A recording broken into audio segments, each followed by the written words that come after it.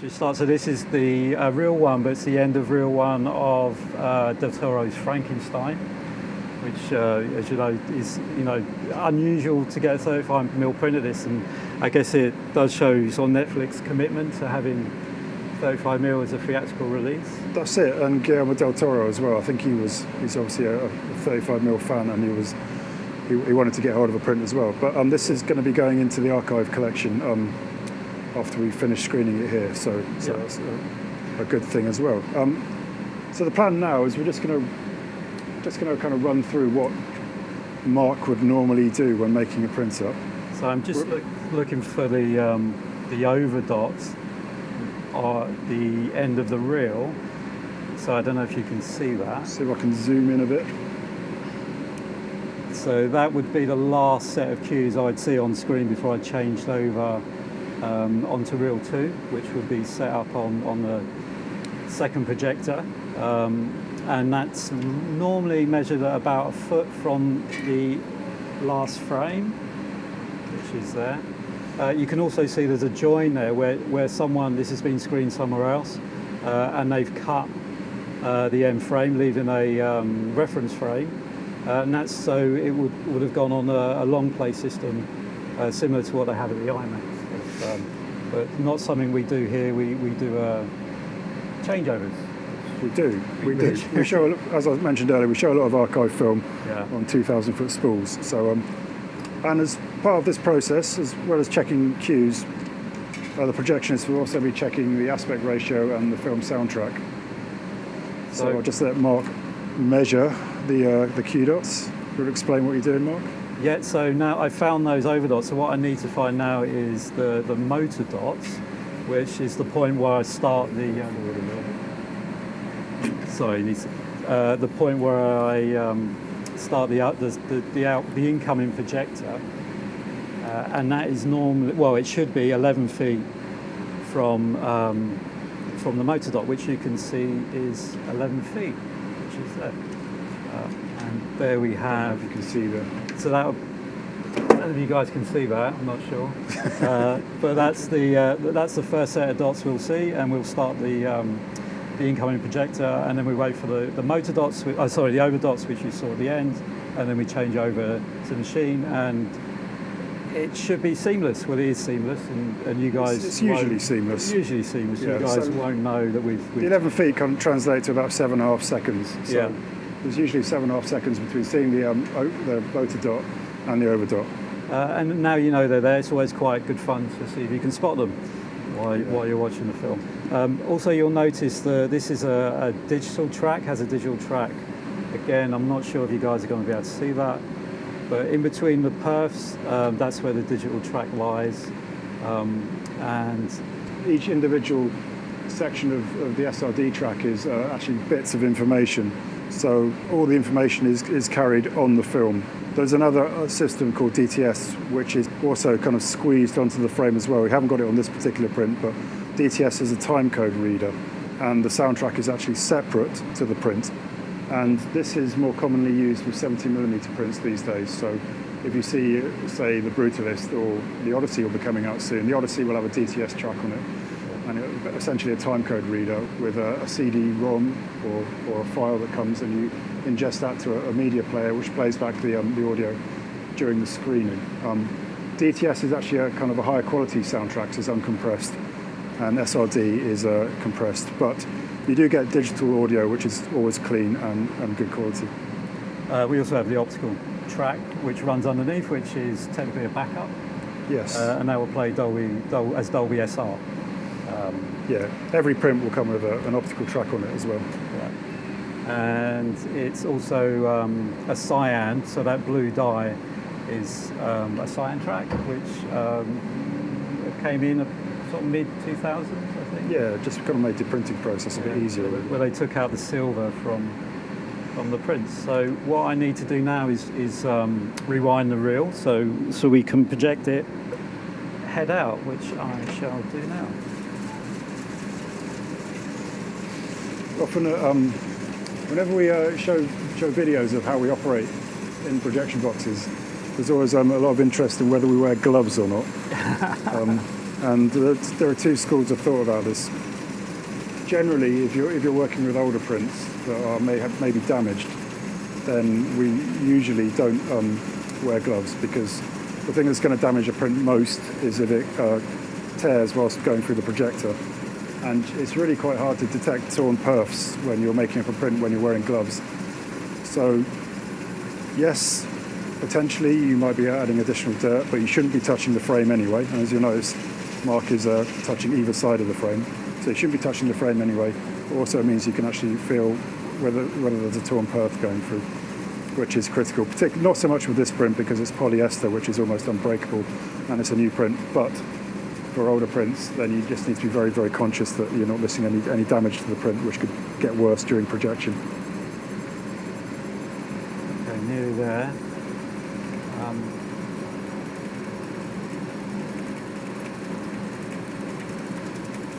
So these are flatbed rewinders, which are quite unusual. I think this is the only place I've worked at that had flatbed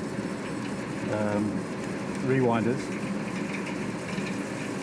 There we go. Do you want to just show the information on the Yeah. So then, when we're making it up, we'll write all the information on the front, just so everyone knows what it is. So you can see it's reel 1 of 9. So there's 9 20-minute reels for this feature. You guys can see that. The title, we just put the title in, so Frankenstein. We put the year because obviously there's lots of different versions of Frankenstein, so just so no one gets confused. The 185 is the aspect ratio, so that's what this will be projected in. SRD or 10 is the kind of code for SRD, and 05 is the code for SR, WSR. And the standard logo, so I know when I open what I'm going to open on. I know this is a Netflix logo, so you'll see that on screen.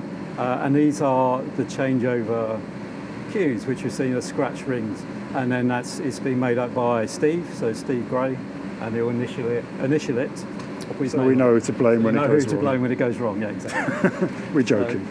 So that's ready to be projected. I just need to put it through the machine. Right, we're going to shut the dowser and move the camera, and then Mark will lace up.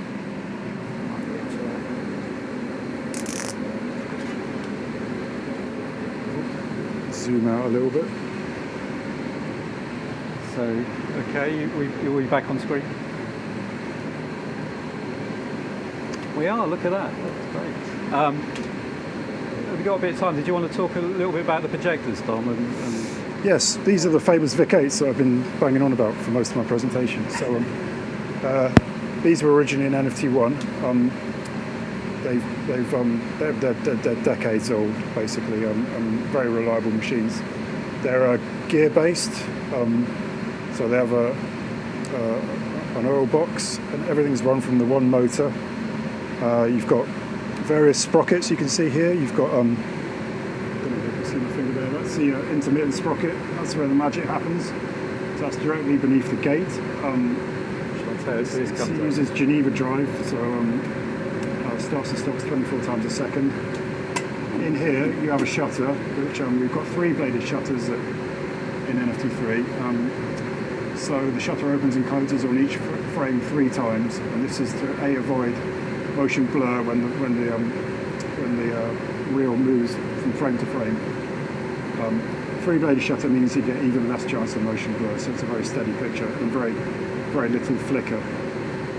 This is the top drive sprocket, and this is the bottom drive sprocket. You need a loop, as you'll see when Mark makes up, you need a loop at the top and the bottom of the gate. Do you want to just pop the gate out, Mark? Yes, I'll take the gate out so you can see that fits in the mechanism there. So you have a gate and a skate. Oh, I can close that. So the back plate, I don't know if you can see the back plate, but or the skate, that's position now. And this is spring mounted, so it holds the reel in position as it goes through the projector. Yeah. You can see the lens barrel there. This is a 185 print, but we have multiple ratios that we can screen here, from 133 silent, 137, 166, 185, 235, and very occasionally 175, but that's quite uncommon. Each aspect ratio has its own lens and aperture plate. So you can see that. it's the middle one. I have to remember to put it back properly. Yeah. The middle one is set for 185, so that's the ratio 185. That's it. So the light source is behind it in the lamp, which is a Xenon lamp, which 4K. It's 4K. Yeah, we've got 4K lamps and all. So I'm going to strike that now, so you can be able to see that illuminating. So that's now struck. Go for it. Lace up, Mark. Yeah, ready to lace up. So this, because it's a digital track, I'm going to have to lace it through the SRD reader. But what I normally do, get some rundown.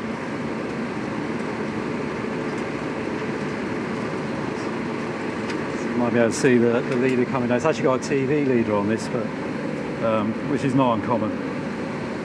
So just need to run it through the digital sound reader, which is here.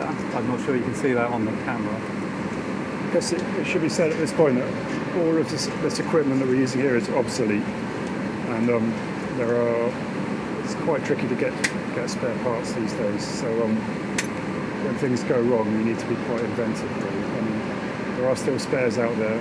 Chris was mentioning integrators. There are some integrators out there that still hold a few spares, but they're becoming kind of increasingly less abundant. So that's one of the real dangers for 35mm projections, making sure we can find the spare parts. But at the moment, we're relatively confident that we can keep it going for a good few years yet. I am going to just do a little trick. Hopefully I won't burn the frame, which I won't. So Mark will initially put it into the around the intermittence sprocket. And this is the point where he needs to get it in rack correctly. I'm sure you've seen occasionally a print starting out of rack where you can see the frame lines. So you have to be very careful with that. And then he'll just going to reattach the gate, and then I will adjust my top loop, which also affects the sync with the SRD. So that has to be the correct. Yeah, if the loop's too big, then you correct potentially get some sync issues. So then the bottom loop, which is sort of laced around the sound head, that's the optical sound head. Again, that's quite crucial, needs to be the right size, otherwise it will affect the sync.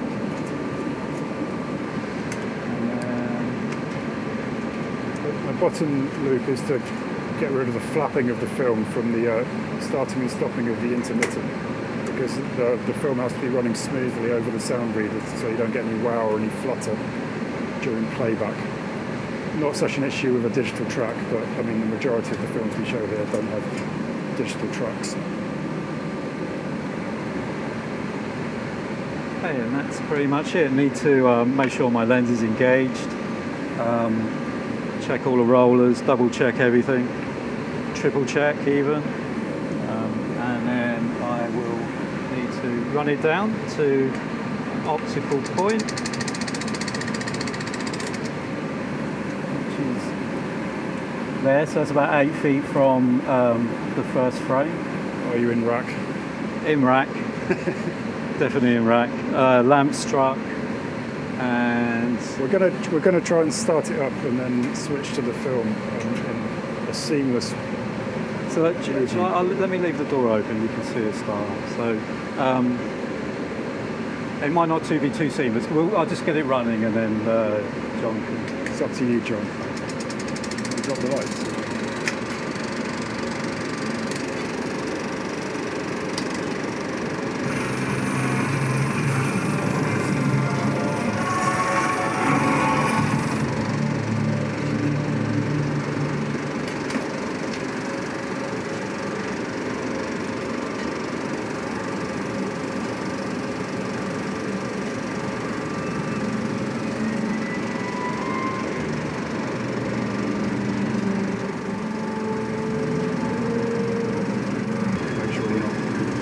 Deafening people. Has been known, we've deafened people occasionally at the BFI. So I can go through the focus, which I probably would do. I adjusted the plate slightly because it had a little bit of a fuzz on one side. But yeah, I'll take it out of focus and bring it back in.